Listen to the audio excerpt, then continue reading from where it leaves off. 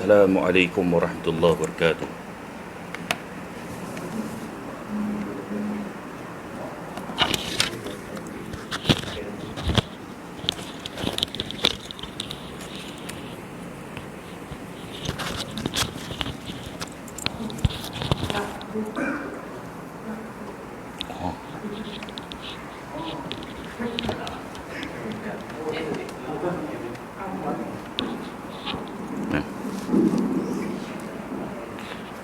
Assalamualaikum warahmatullahi wabarakatuh.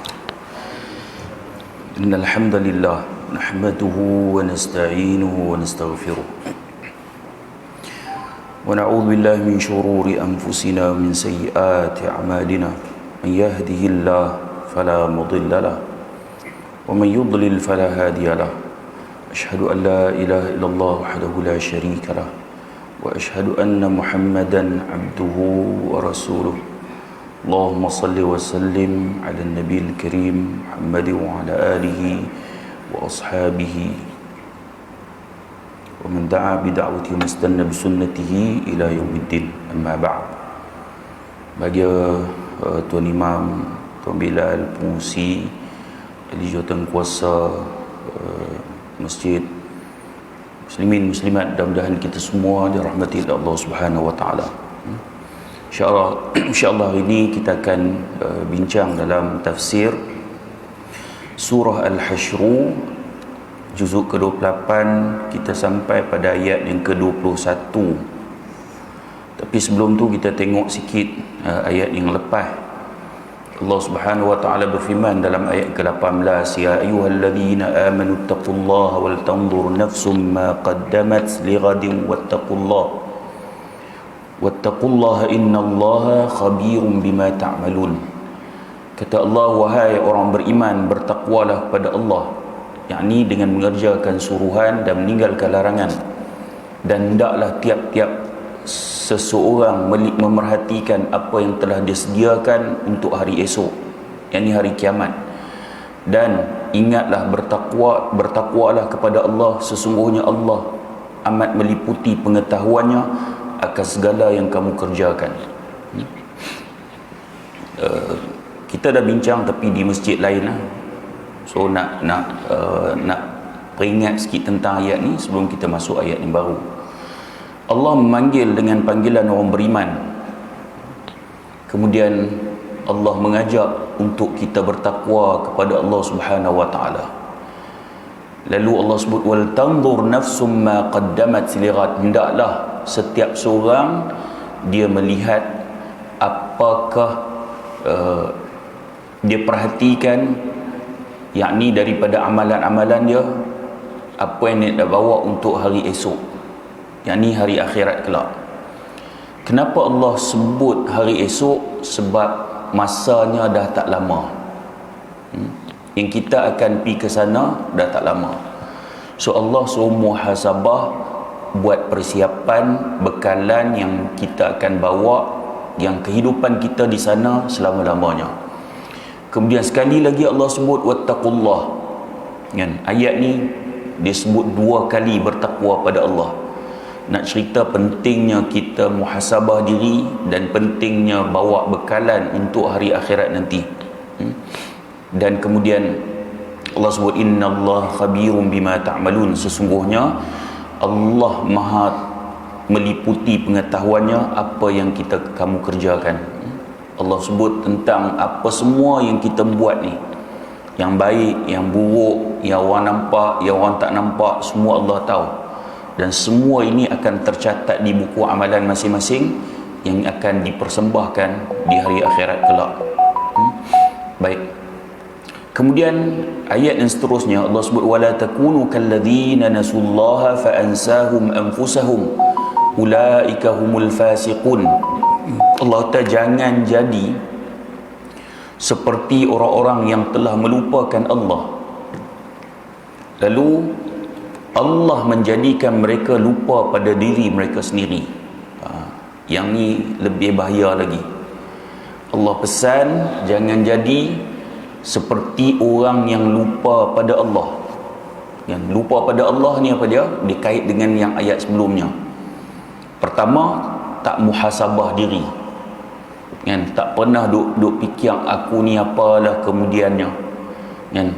Aku punya amalan okey ke tak ni, cukup ke aku nak buat bekalan ke akhirat kelak ni, kan? Kita tak pernah muhasabah diri. Kalau orang yang begitu, dia lupa pada Allah. Sebab tu kita bincang dalam kuliah tafsir yang lepas, para ulama tafsir menyebut yang lupa pada Allah ni ialah dia lupa untuk menyediakan bekalan amalan dia untuk berhadapan dengan Allah nanti.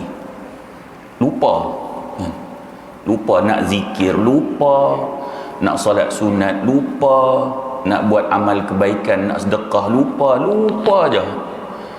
Bagi dia duk fikir dunia je, lupa. Kalau orang yang lupa untuk bawa bekalan di akhirat kelak, Allah sebut fa'ansahum anfusahum, maka Allah jadikan mereka lupa pada diri mereka sendiri, kan? Lupa pada diri mereka sendiri. Baik, lupa diri mereka sendiri ni macam kita sebut tadi ni lah, kan? Lupa nak buat segala amalan kebaikan untuk kita nak persembahkan pada Allah kelak. Sebab tu masing-masing perlu muhasabah, perlu muhasabah. Kita ni kategori yang mana, kan? Lupa Allah ataupun tidak. Mungkin kita akan rasa aku ni ingat Allah selalu, tapi Allah sebut orang yang lupa pada Allah ni fa'ansahum anfusahum, Allah jadikan mereka lupa pada diri mereka sendiri. Tuan-tuan, saya bila saya duduk fikir balik, kan, kadang-kadang kita jangan kata di luar, sampai dalam solat pun lupa Allah, kan? Perasan tak? Jangan kata urusan kita di luar, sampai kita dalam solat dan memang tujuan untuk menghadap Allah pun kadang-kadang kita lupa pada Allah. Jadi duk fikir tu, ya Allah, jauh ni, jauh ni. Kita takut kita masuk kategori yang Allah katakan fa'ansahum anfusahum, maka Allah jadikan mereka lupa pada diri mereka sendiri, kan? Jadi yang paling penting, refer pada ayat yang awal kita bincang tu, muhasabah. Muhasabah. Baik, kemudian Allah sebut la yastawi ashabun nari wa ashabul jannah, ashabul jannati humul faizun. Tak sama ahli neraka dan ahli syurga. Ahli syurga adalah orang yang beroleh kemenangan. Allah sebut tak sama ahli syurga, ahli neraka dengan ahli syurga.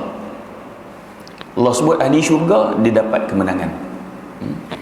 Kenapa Allah perlu sebut, perlu tegaskan ahli neraka tak sama dengan ahli syurga? Padahal jelas ahli neraka dapat siksaan, ahli syurga dia akan dapat nikmat. Tapi kenapa Allah perlu jelaskan di dunia ni tak sama antara keduanya? Sebab kalau kita tengok, ramai orang sebenarnya dia seolah-olah beranggapan benda tu sama. Bahkan lebih dahsyat lagi apabila ada orang yang beranggapan neraka lebih baik daripada syurga. Ada orang macam tu, dia rasa neraka lebih baik pada syurga. Ada. Kalau suruh sebut tak ada. Kalau suruh mengaku memang tak ada. Tapi tindakan dan amalan dia menunjukkan seolah-olah neraka itu lebih baik daripada syurga. Ada orang tak peduli langsung bab salat, kita ajak jom salat, kan? Dan dia tak rasa, tak apalah, hampa solat dulu dah. Kalaulah bagi dia syurga itu lebih baik daripada neraka, sudah tentu dia akan solat. Saya baru ni ada kat surau, kat taman saya tu, dia duk buat apa tahu, yang kren kat tiang elektrik tu. Ramai ke anak-anak muda apa semua, kan? Tengok parking motor dekat surau tu, ramai nak pergi Zohor, yang salat Zohor. Kemudian sampai masuk, rupanya duk melepak kat koridor tu ramai. Kita pun masuk nak solat, dia ingat sekali depa masuk lah. Sampai sudah solat tak pergi solat ke? Memang orang pelih lah, bukan orang luar. Kotlah kita nak kata dia jamak ke apa kan? Tak. Tanya apa siapa tak solat? Tak apa. Tak apa ya. Masa saya keluar tu, saya tanya apa siapa tak solat? Orang Islam kan? Dia Islam. Muka siapa tak solat? Dia tak apa. Tapi kalau ditanya antara syurga dengan neraka, mana lebih baik? Syurga. Tapi tindakan, amalan dia menunjukkan apa? Sama ada benda tu tak memberi apa-apa mudarat ataupun manfaat. Syurga dan neraka sama, ataupun tindakannya menunjukkan neraka lebih baik pada syurga. Baik.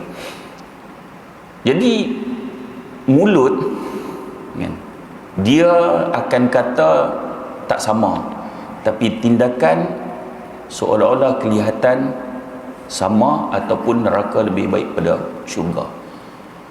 Jadi ramai orang yang macam tu sebenarnya. Kerana ramai orang macam itulah Allah perlu sebut ayat ini. Tak sama antara ahli neraka dan ahli syurga. Tak sama. Allah perlu tegaskan. Sebab ramai orang dari sudut tindakan seolah-olah sama aja. Kalau semua orang tindakan dia dengan dia melakukan seolah-olah syurga itu tak sama dengan neraka ataupun neraka tak sama dengan syurga, sudah tentu Allah tak perlu tegaskan lagi. Ini menunjukkan ramai orang yang merasakan sama aja. Baik. Dan Allah sebut ashabul jannati humul faizun. Ahli syurga itu mereka lah yang berjaya. Berjaya yang dimaksudkan apa? Bila dah masuk syurga, dia berjaya lah. Bahkan masa di dunia lagi, apabila dia melakukan sesuatu yang diperintahkan oleh Allah dan meninggalkan segala larangan, dia buat apa yang ahli syurga buat, dia orang berjaya.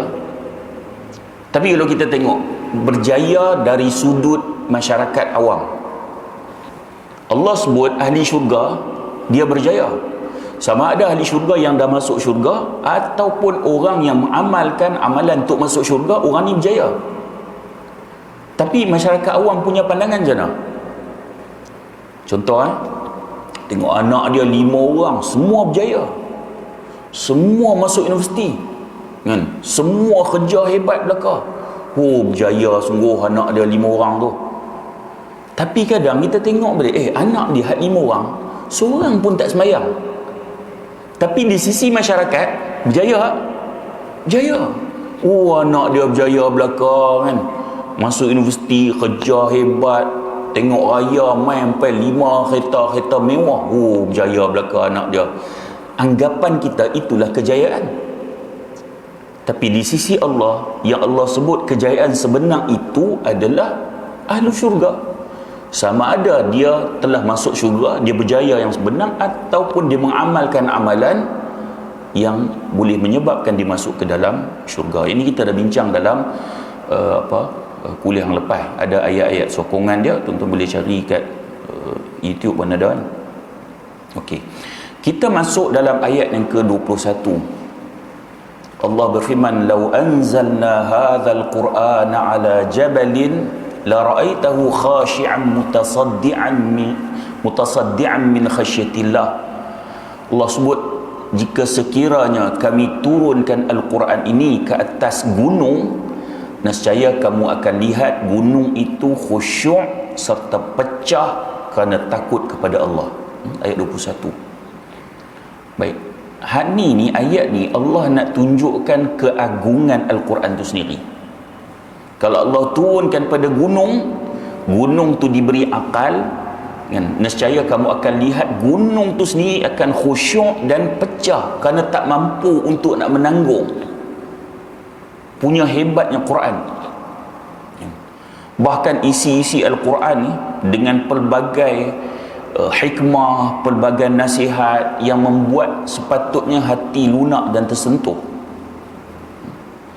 Bahkan pada satu tingkatan Allah bagi perumpamaan, kalau Quran itu diturunkan pada gunung, gunung diberikan akal, kita akan nampak gunung tu dia akan pecah, gunung yang keras tu akan pecah.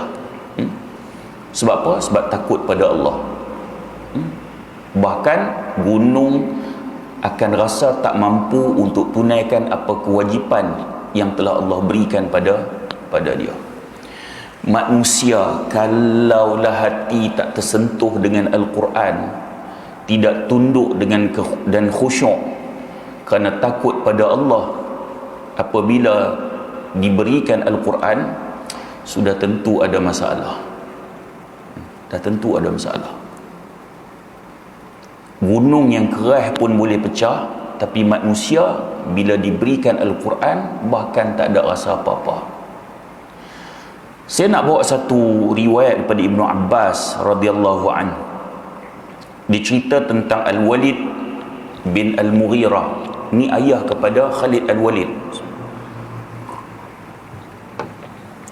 Ini antara penentang kuat Rasulullah SAW.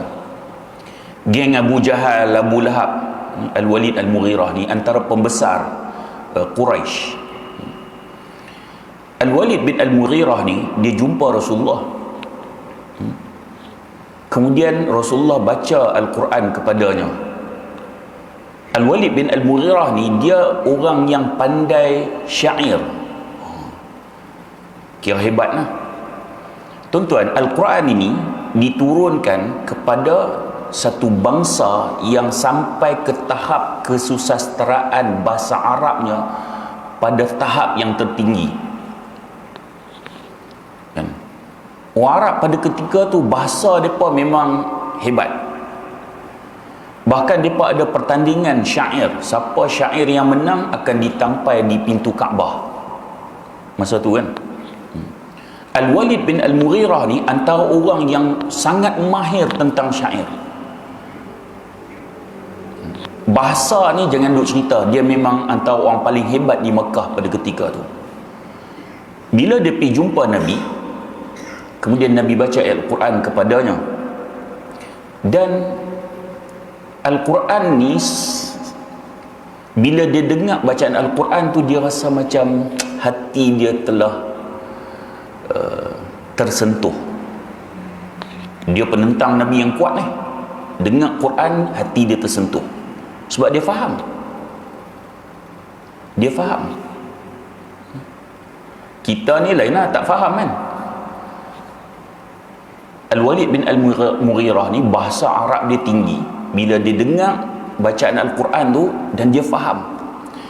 Kemudian Abu Jahal dia dengar kisah ni, dia kata bahaya ni. Al-Walid bin Al-Mughirah ni kalau masuk Islam, habis. Orang akan masuk Islam belaka. Ini antara penyair hebat di Makkah. Ini bangsawan, dia juga hartawan. Kemudian Abu Jahal dia jumpa Al-Walid bin Al-Mughirah ni, dia kata, wahai bapa saudaraku, sesungguhnya kaummu ingin mengumpulkan harta untukmu. Dia jumpa Al-Walid ni, dia kata, wahai bapa saudara, ni puak-puak kita ni, kaum kita ni nak kumpul harta, nak bagi pada kamu. Kemudian Al-Walid ni, dia kata, untuk apa? Untuk apa kumpul harta nak bagi kat aku ni? Untuk kamu lah. Kerana kamu telah pergi berjumpa dengan Muhammad untuk menentang ajaran sebelumnya. Sebab Abu Jahal ni dia takut kalau Al-Walid Al-Mughirah ni dia berubah. Kemudian Al-Walid bin Mughirah ni dia kata, orang Quraisy semua tahu bahawa aku termasuk orang yang paling kaya di antara mereka. So nak kumpul harta bagi pada aku buat apa? Aku antara orang paling kaya di Mekah ni, tak payah bagi. Kan? Kemudian kata Abu Jahal, ucapkanlah sesuatu perkataan yang menunjukkan kalau engkau mengingkari Al-Quran atau engkau membencinya. Ini kata Abu Jahal. Cakaplah sesuatu nak tunjukkan kamu ni masih benci dan ingkari Al-Quran. Cakap sesuatu kan, supaya dia tak risau, kaum dia pun tak risau. Sebab dah pergi jumpa Muhammad ni kan. dah dengar Al-Quran pakat risau belaka. Tuan-tuan dengar apa kata Al-Walid bin Al-Mughirah. Dia kata, wa madza aqul fa wallahi ma fikum rajulun a'lamu bil ash'ari minni wala a'lamu bi rijzin wala bi qasidatin minni wala bi ash'aril jinn wallahi ma yushabbihu alladhi yaqulu shay'an min hadha wa wallahi inna liqawlahu alladhi yaqulu halawatun inna liqawlahu alladhi yaqulu halawatan wa inna alayhi la talawatun wa innahu limuthmirin a'lahu mughdiqin asfalahu wa innahu la ya'lu wa ma yu'la wa innahu la yuhtamu ma tahtahu. Kemudian apa kata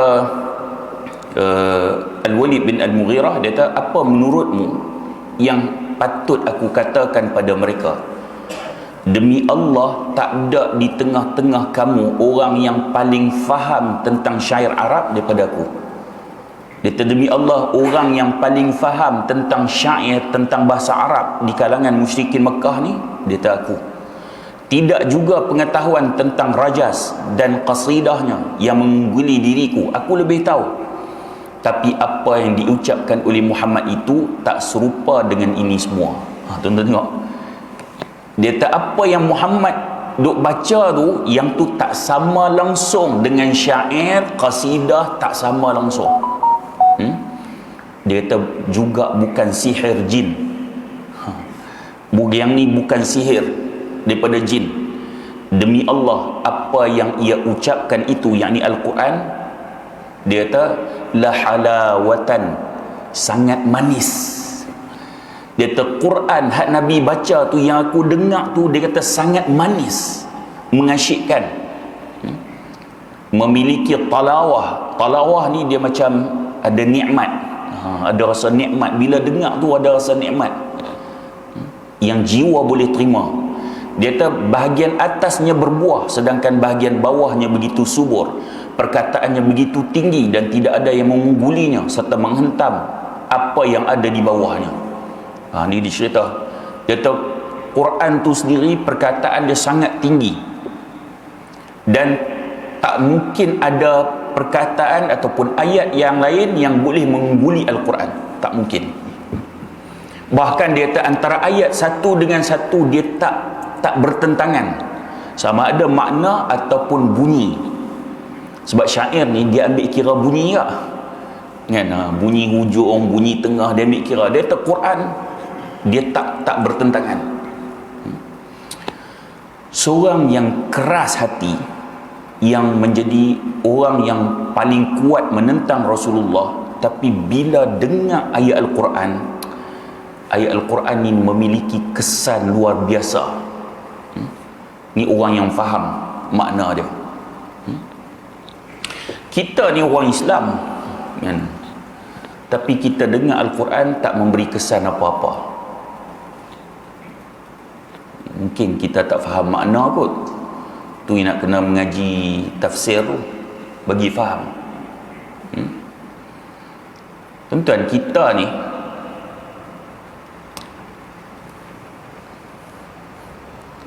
kalaulah kita panggil ni juara tilawah Al-Quran, juara dunia kan?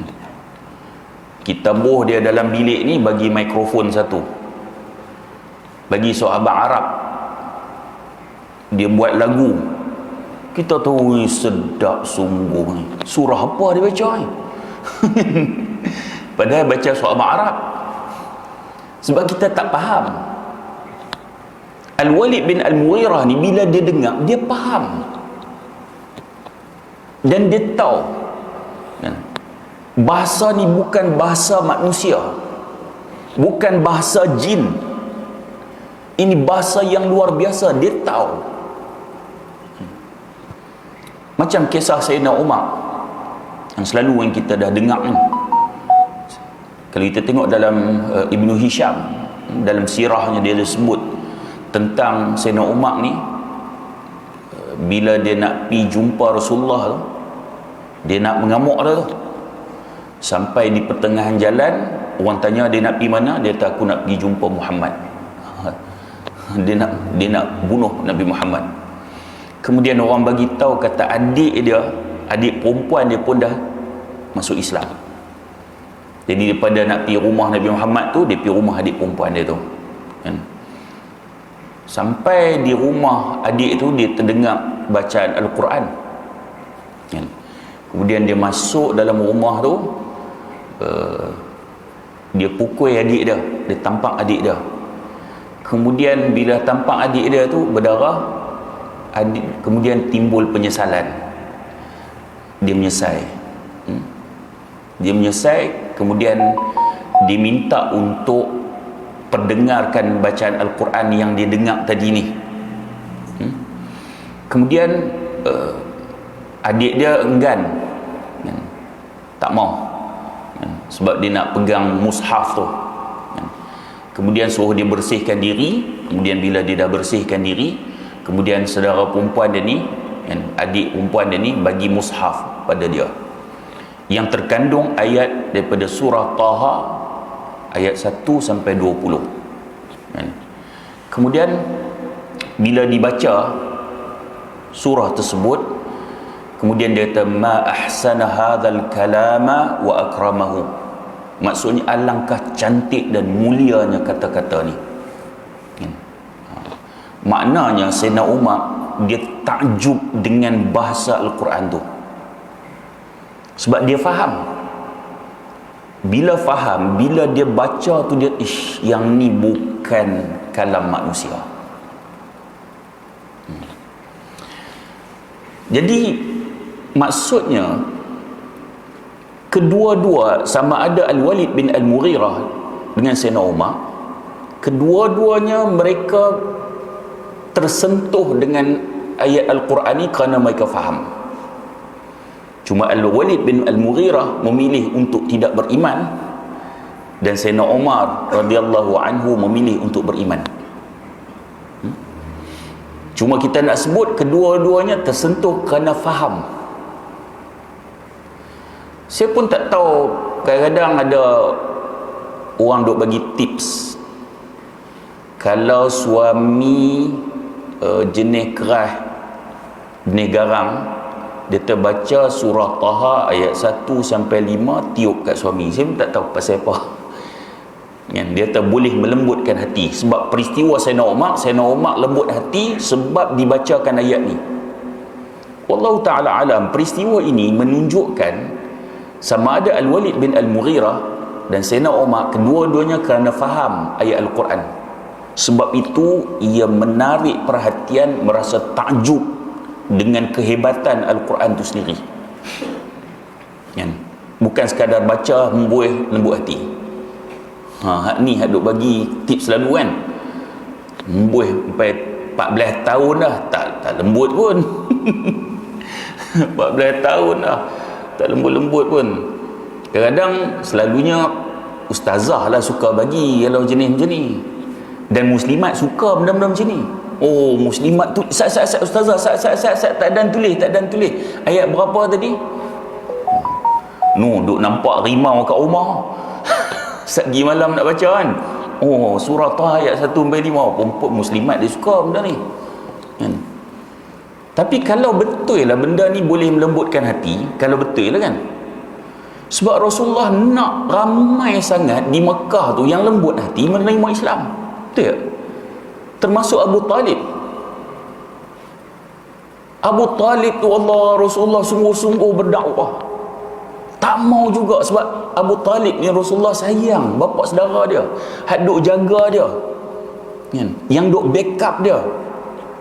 Sampai ke pengakhiran Rasulullah duk ajak lagi untuk masuk Islam. Tapi ketika tu duk ada apa ni, Abu Jahal pun semua kan, menyebabkan dia tak masuk Islam kerana tak mau meninggalkan agama nenek moyang. Abu Talib meninggal dunia tu Rasulullah sangat sedih.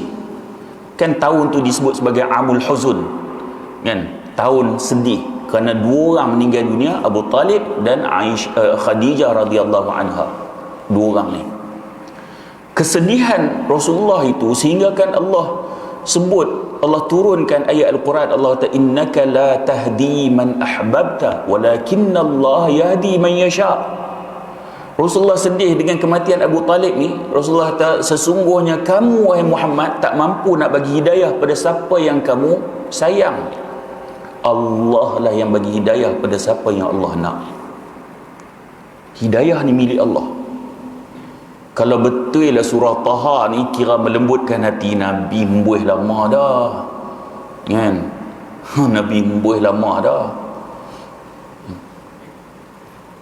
Macam orang kita duk, ni bukan tak perlih lah, kat negeri lain kan, malam Jumaat baca Yasin ni penuh depan ni ayat mineral, nak lembut hati anak lah, hati bini lah, hati laki lah, anak nak ambil SPM lah, kan?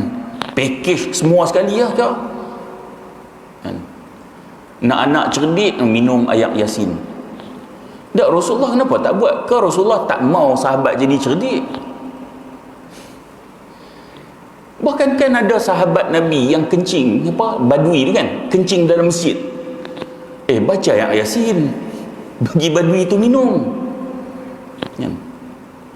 Sahabat level tak sama. Sebab tu Rasulullah pernah menyebut tentang orang yang terbaik duduk di hadapan aku, kemudian selepasnya tak sama level para sahabat. Kenapa Nabi tak baca Yasin pakat bagi minum belaka? Bahkan di sana bukan ayat mineral, ayat zam-zam terus lagi ada kelebihan, kan? Jadi kita pun tak tahu asal usul sebenar baca surah Taha ayat 1-5 ni dihembus untuk lembutkan hati. Sebab kalau ikut Rasulullah nak di sana, kan, orang musyrikin Quraisy ni pakat lembut hati belaka, pakat masuk Islam. Tapi Rasulullah tak buat macam tu. Rasulullah tak buat macam tu. Bahkan bukankah dalam rumah tangga Rasulullah sendiri kadang-kadang ada sedikit konflik, kan? Ada sedikit kecemburuan, kan? Rasulullah tak baca pun surah Taha, himbui, tak baca pun. Jadi kalaulah Rasulullah sendiri tak buat benda tu, kita duk nampak apa yang Rasulullah tak nampak tu. Kan Rasulullah tak tahu ayat tu boleh melembutkan hati, kan? Itu persoalan, antara persoalan yang perlu kita duk fikir balik. Rasulullah tak tahu ke? Dan kalau tahu, siapa tak buat? Yang kita duk bagi suruh orang lain buat, kan? Rasulullah tak buat pun, kan? Dan kalau nak lembut hati, doa lah. Macam Rasulullah doa, kan, muliakan Islam antara dua Umar, kan? Abu Jahal dengan Umar Al-Khattab, Amr bin Hisham dengan Umar Al-Khattab. Dua orang tu Rasulullah doa. Rasulullah bukan baca surah Taha tu, Rasulullah doa. Baik, jadi yang lebih tepat adalah berdoa lah. Adapun tentang keajaiban ayat Al-Quran ini, kalau kita tengok Al-Walid bin Al-Mughirah dan Sayyidina Umar Al-Khattab, kerana kefahaman mereka tentang isi kandungan ayat Al-Quran, mereka faham, lalu mereka rasa takjub, ini bukan kalam manusia. Baik, begitu juga kalau kita tengok jin, kan?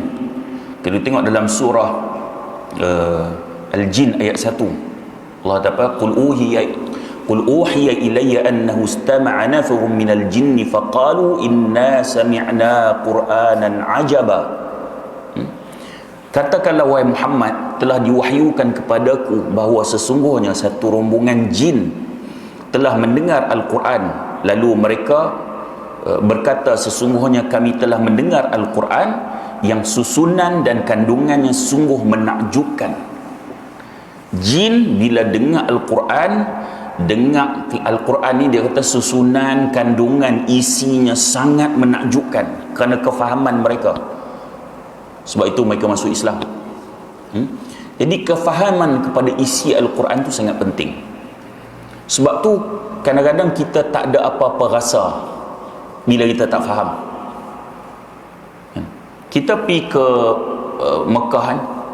Kita pergi umrah, pergi ke Mekah, Madinah, kan? Imam Masjidil Haram, Imam Masjid Nabawi, kadang-kadang mereka menangis kalau siapa yang pernah pergi Ramadan, lagi kita akan bertemu dengan para imam ni, mereka menangis. Terutama bila sampai ayat syurga, ayat neraka, mereka akan menangis. Kita hatut duduk dengar ni, mana mereka boleh menangis? Tak faham lah. Sebab mereka faham. Mereka faham cerita tentang dahsyatnya seksaan yang berlaku dalam neraka. Mereka faham. Mereka menangis. Kita yang duk cuba macam mana nak bagi menangis ni sebab tak faham.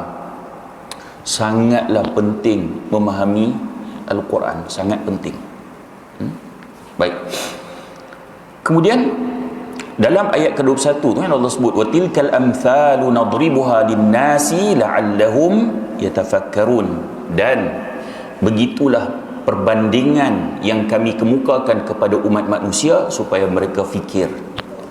Yang Allah bagi perbandingan, kalaulah gunung pun pecah, hati manusia tidak terusik, tak tersentuh, lebih teruk pada gunung.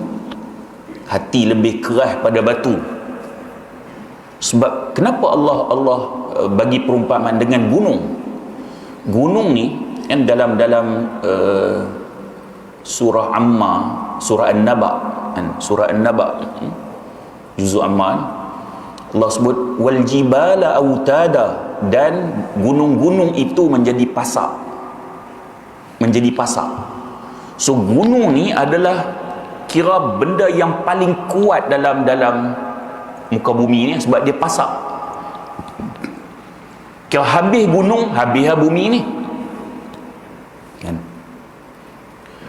Allah nak bagi tahu benda yang paling kuat, gunung tu paling kuat di muka bumi ni, kalau Allah letak Quran pun akan, gunung pun akan hancur. So Allah bagi perumpamaan bagi yang paling kuat.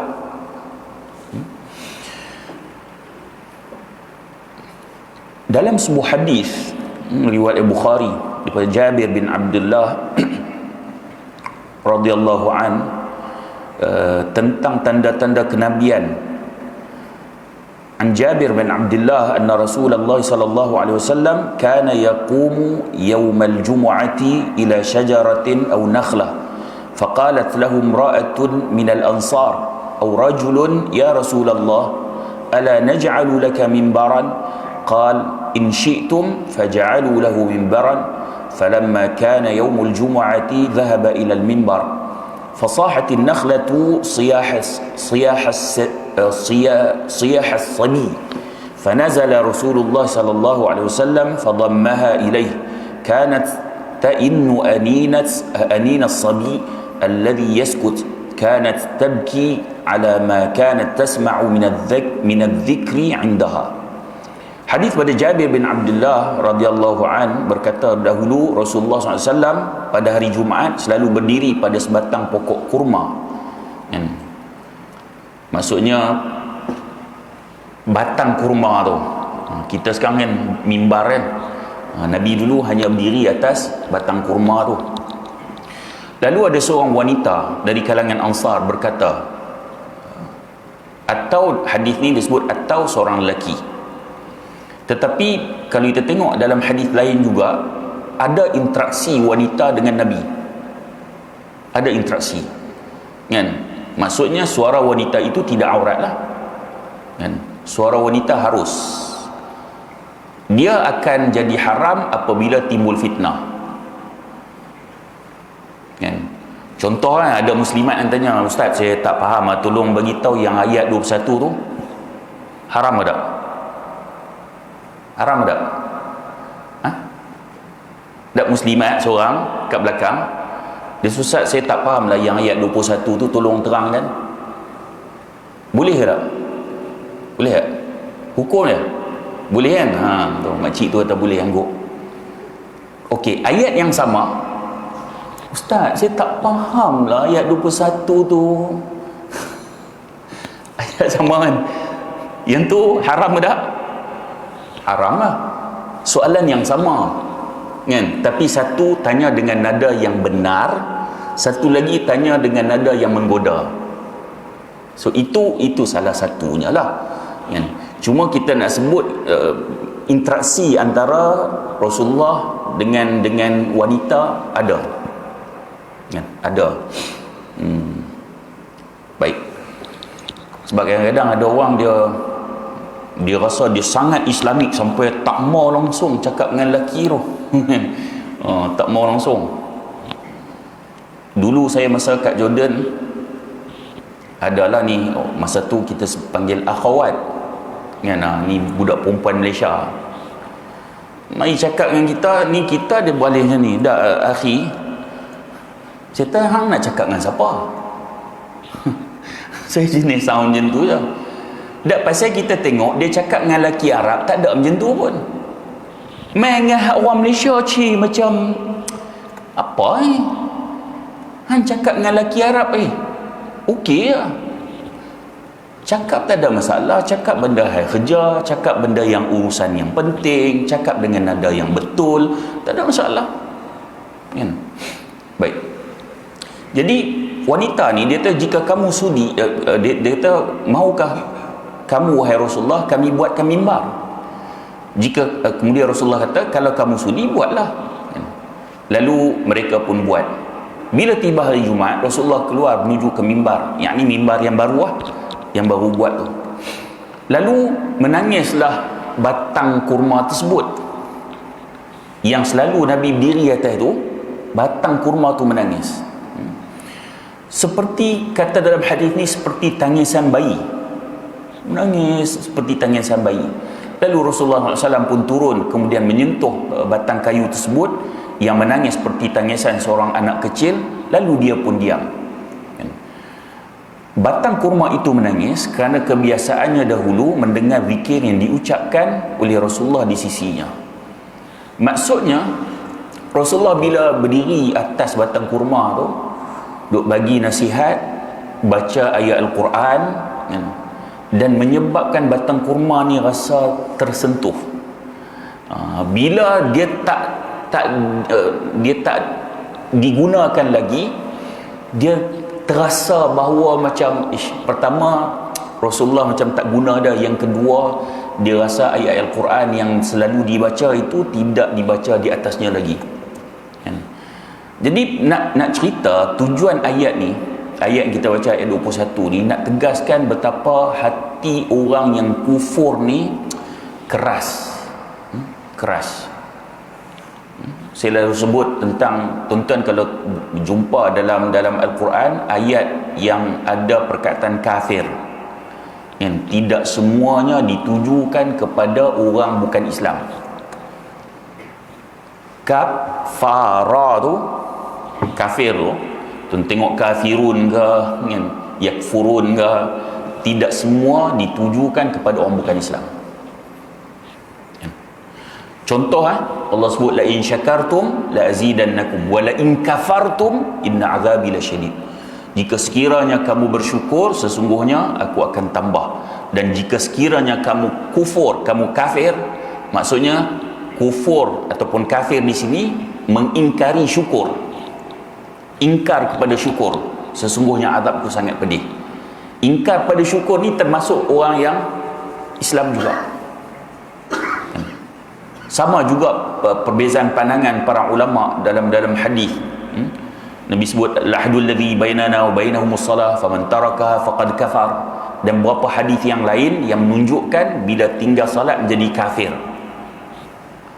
Sebab tu jumhur ulama menyatakan kafir yang dimaksudkan ni kafir yang bukan kufur, bukan kufur i'tiqadi. Bukan kufur i'tiqadi. Jadi dia mungkin boleh masuk dalam kufur lawan kepada syukur tadi. Jadi sebahagian orang bila dia baca Al-Quran, bila sampai ayat yang menyebut tentang kafir tu, dia duk nampak Tony Blair, dia nampak George Bush, duk nampak Donald Trump, dia nampak Perdana Menteri Israel, dia duk nampak macam tu. Dia duk nampak macam tu. Jadi ini kesilapan. Ini kesilapan. Jadi tuan-tuan, ini menunjukkan bahawa hati orang yang kufur itu dia keras kerana dia tidak mampu tersentuh dengan Al-Quran. Dan begitu juga Allah nak mengecam manusia sikap yang tidak khusyuk dan tunduk apabila membaca Al-Quran. Tengok dalam ayat surah Al-Baqarah ayat 74, Allah sebut thumma qasat qulubukum min ba'di dhalika fahiya kal hijarah aw ashaddu qaswah wa inna minal hijarati lama yatafajjaru minhu al-anhar wa inna minha lama yashaqqaqu fayakhruju minhu al-ma' wa inna minha lama yahbitu min khasyatillah wa ma Allahu bighafilin amma ta'malun. Kemudian sesudah itu hati kamu juga menjadi keras seperti batu. Ni maksudnya hati yang lembut itu boleh menjadi keras seperti batu. Bahkan Allah sebut bahkan lebih keras lagi. Padahal di antara batu-batu itu ada yang terpancar dan mengalir air sungai daripadanya, dan ada pula di antaranya yang pecah terbelah lalu keluar mata air daripadanya, dan ada juga di antaranya yang jatuh ke bawah kerana takut kepada Allah, sedangkan Allah tidak sekali-kali lalai daripada apa yang kamu kerjakan. Tuan, ayat ni nak cerita ada hati manusia yang keras seperti batu, bahkan Allah sebut lebih keras daripada batu. Sedangkan batu ni Allah bagi perumpamaan, batu tu ada yang keras pun tapi mampu untuk mengeluarkan air. Ada batu yang keras, kalau tuan-tuan tengok kadang-kadang di tempat air terjun ke apa kan, yang keras tu ada yang boleh keluarkan air di celah-celahnya. Dan dia kata ada yang terpecah belah, keluar mata air daripadanya, dan ada juga yang jatuh ke bawah kerana takut kepada Allah. Jadi kadang-kadang kita tengok batu tu takut, batu tu jatuh, kita rasa mungkinlah ada sebab gegaran ke apa kan. Tapi dalam ayat ni Allah sebut jatuhnya batu itu kerana takutkan Allah. Sedangkan Allah tidak sekali-kali lalai daripada apa yang kamu kerjakan. Tuan-tuan, ayat yang lain kita tengok. Ini yang menyokong surah Al-Hashr ayat 21 tu. Kita tengok surah Al-Hadid ayat 16. Allah sebut alam ya'ni lil ladzina amanu an takhsha'a qulubuhum li dzikrillah wa ma nazala minal haqqi wa la yakunu kal ladzina utul kitaba min qablu fatala 'alaihimul amadu faqasat qulubuhum wa katsirun minhum fasiqun.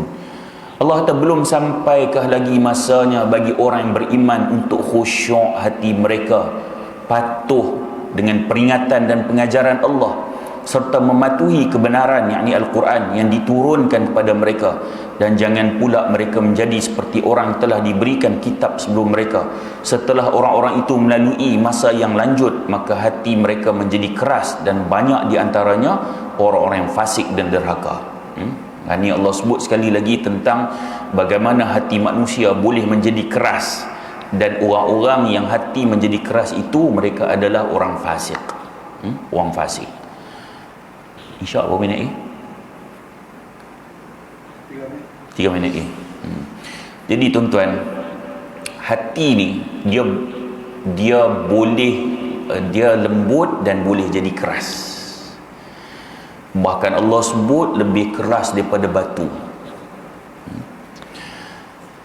Kalau kita tengok ayat Al-Quran ni, dia ada cerita macam-macam.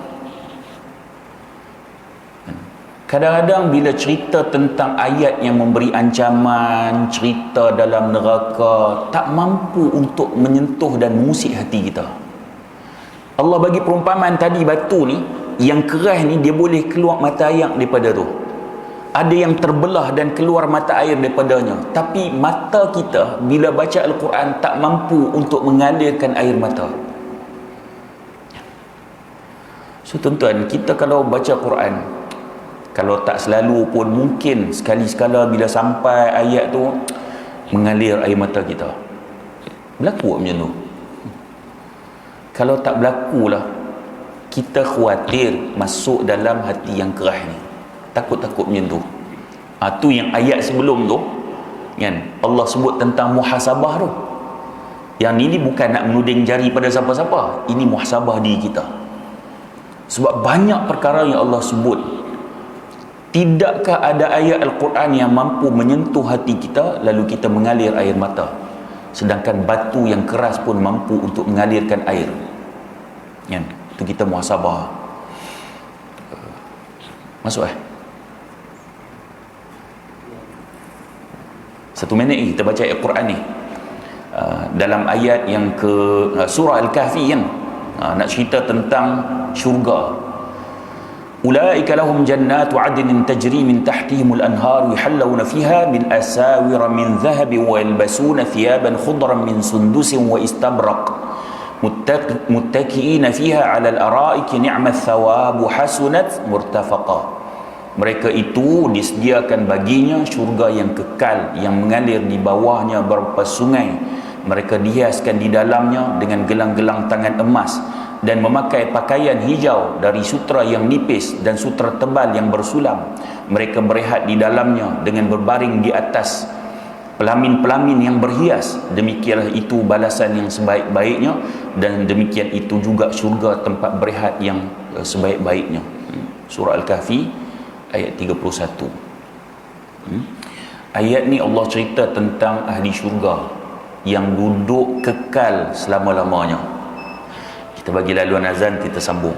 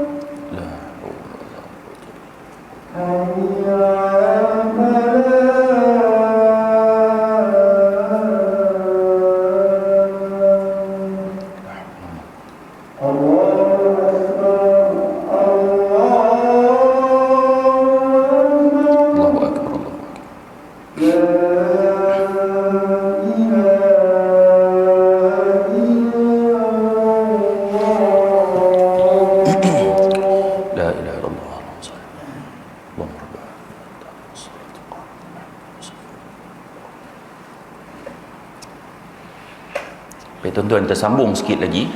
Sebelum kita bincang tentang sedikit tentang isi dalam surah Al-Kahfi ayat 31 ni, kita sebelum bincang tentang syurga ni nak kena faham asas syurga tu sendiri. Asas syurga tu sendiri. Dalam hadis Qudsi, Allah sebut, a'adattu li'ibadiyas salihin, aku telah sediakan untuk hamba-hambaku yang saleh, ma la ainun ra'at wala udhunun sami'at wala khatara ala qalbin bashar. Ni asas syurga. Kalau kita tak faham benda ni, nanti kita akan bayangkan benda simple je. Allah tak, aku telah sediakan bagi hamba-Ku yang saleh syurga ni apa yang mata tak pernah tengok, wala udhunun sami'at, apa yang telinga tak pernah dengar, dan lebih dahsyat lagi, wala khatara ala qalbin bashar, yang tak mungkin terfikir dalam akal, tak masuk akal. Macam ni, mata tak pernah tengok. Kalau kita tanya di dunia ni kan, siapa perempuan paling cantik? Dia tahu ratu dunia, oh cantik dia tahu. Bila mata pernah tengok, yang tu bukan level syurga. Bukan nak cerita pasal ratu cantik tu. Kalau mata pernah tengok, oh cantiknya dia ni, kan? Kalau pernah tengok, itu bukan level syurga, kan? Bukan level syurga. Wala udhunun sami'at, kan? Kita pernah dengar di negara mana tak ada rumah 100 bilik, kan? Dia buat macam taman kat rumah dia buat macam-macam. Kita dengar. Hak kita dengar tu, yang tu bukan level syurga. Sebab boleh dengar. Dan lebih dahsyat lagi, tak mungkin terlintas dalam pemikiran kita. Macam inilah saya kata, tuan-tuan pejam mata. Tak bukan lena. Bayangkan. Pejam mata, bayang. Tuan-tuan ada rumah ni ada 100 bilik, kan? Setiap satu bilik besar rumah kita yang ada ni, tu baru satu bilik. Dalam bilik tu lengkap semua ada. Siap ada orang gaji 5 orang satu bilik.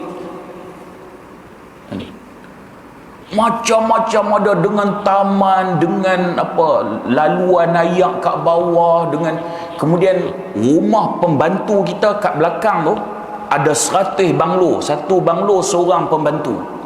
Pembantu pun banglo dah. Kita bayang lagi. Kereta tak ada. Kita bayang pula kereta ada Porsche 18 biji, Mercedes 20 biji. Bayang lagi. Yang tu bukan level syurga. Itu maksud dia. Apa yang mampu kita bayang, yang tu bukan level syurga.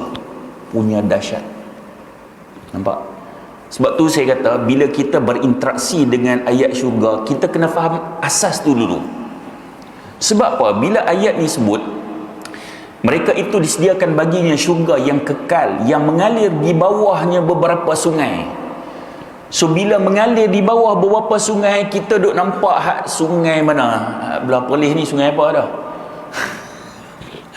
Kita duk nampak sungai-sungai tu nampak biasa. Tapi kita dah bincang tadi, asas kepada syurga tu berbeza.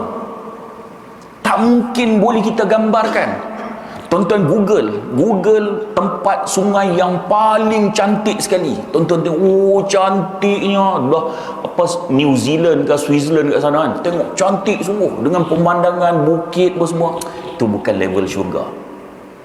Bila disebut mengalir di bawahnya beberapa sungai, Allah, indah sungguh. Mereka dihiaskan di dalamnya dengan gelang-gelang tangan emas. Ni perempuan lah, kan? Perempuan lah, lelaki tak pakai lah, kan? Perempuan. Jadi nak bagi motivasi kepada wanita.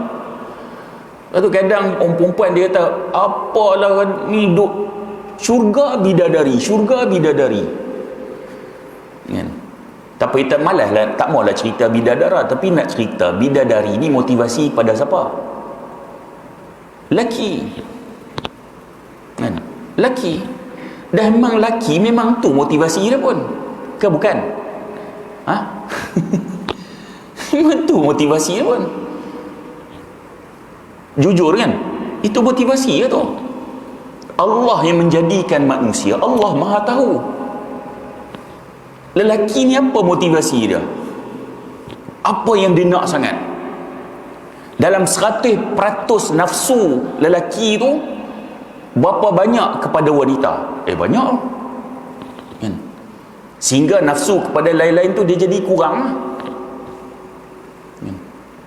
Perempuan, dia nafsu 100% tu dia banyak cabang, kan? Nafsu pada pinggan mangkuk, nafsu kepada ni baju, nafsu pada tudung, barang kemas.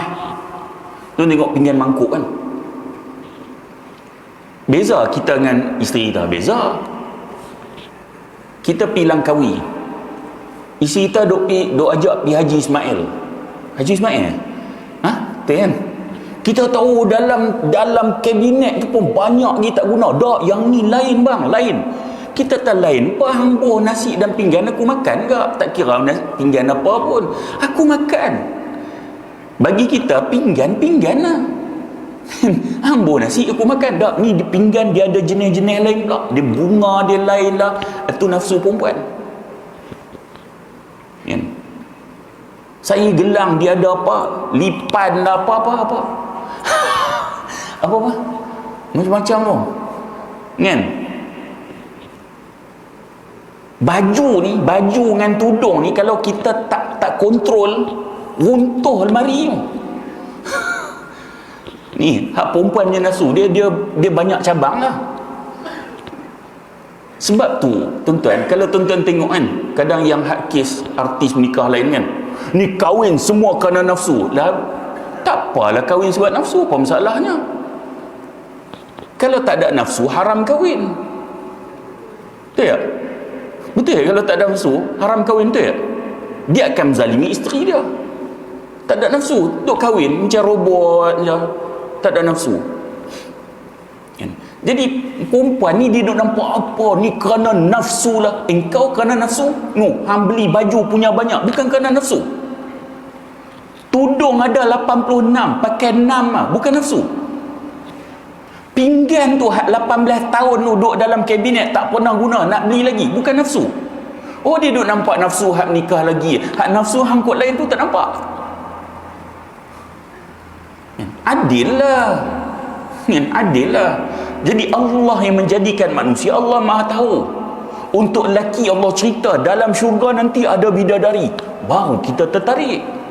Wih, bidadari. Kalau Allah cerita, kan ada cerita tentang pinggan, kalau dalam hadis pun semua kan, yang tu untuk siapa? Perempuan. Ni Allah cerita pakai gelang emas, nak bagi motivasi pada wanita. Syurga ni dibagi motivasi kepada semua. Ada hadis tuan-tuan, ada hadis yang di syurga nanti dicerita tentang tanam satu tu dia akan naik sebanyak-banyaknya. Motivasi kepada pekebun kan. Dia mungkin dulu di dunia tanam tak berapa nak jadi kan. Tiba-tiba ada motivasi cerita nanti kat syurga tanam menjadi. Wih, motivasi untuk dia. So syurga ini dimotivasikan kepada semua golongan. Mereka dihiaskan dengan gelang-gelang tangan emas, pakai pakaian hijau dari sutra yang nipis, sutra tebal bersulam, sutra kan? Kemudian mereka berehat di dalamnya dengan berbaring di atas pelamin yang berhias. Tempat berehat tu macam pelamin dah. Jangan duk bayang pelamin hak kahwin tu kita cakap kan, tak mungkin boleh kita bayangkan. Maksudnya indah, tempat berehat tu pun dah sangat indah dah. Dan demikianlah itu syurga, tempat berehat yang paling baik sekali. Tidakkah kita rasa terusik bila dengar tentang syurga ni, satu motivasi, oi seronoknya. Tapi kalau kita, tuan-tuan, kita buka Facebook, saya ada satu grup, yang grup kat Facebook tu, Road to Turkey kan, ni geng-geng orang pi Turki balik cerita. Hak orang hak tak pernah pi Turki ni bila dengar, woi aku nak kena kumpul duit pi, seronok ni kat sana. Kita baca Facebook, buka tengok pi Turki seronok, nampak cantik, rasa teruja. Siapa cerita? Manusia cerita. Tapi Allah cerita dalam Al-Quran tentang keindahan syurga, kita tak rasa apa-apa. Agak-agak hati kita macam mana? Selalu kita baca ayat Quran tentang syurga, selalu. Tapi tak rasa, syoknya syurga. Ya Allah, bagilah aku syurga. Tak ada rasa macam tu. So kita muhasabah, takut-takut hati kita dah keras. Takut-takut kan, untuk saya juga kan. Kerana bila Allah memberikan tawaran, orang beriman mesti ada keterujaan dengan tawaran yang Allah berikan itu. Nanti insya-Allah kita akan bincang pula tentang, ada tak dalam hati kita rasa takut bila cerita tentang api neraka. Selalu kita jumpa tentang neraka, tentang azab Allah, tentang ancaman, bagaimana dalam neraka esok Allah bagi minum dengan nanah apa semua. Ada terusik kat hati kita. Belum cerita menangis lagi, ada terusik tak? Kalau tak ada nanti kita cuba muhasabah lah. Takut-takut hati kita masuk dalam kategori yang keras itu. Wal'iyadzubillah. Mudah-mudahan pertemuan kita ada manfaat. Kalau terkasar bahasa, mohon maaf. Dan saya sudahi dengan aqulu qawli hadha wa astaghfirullahal azim li wa lakum. Assalamualaikum warahmatullahi wabarakatuh.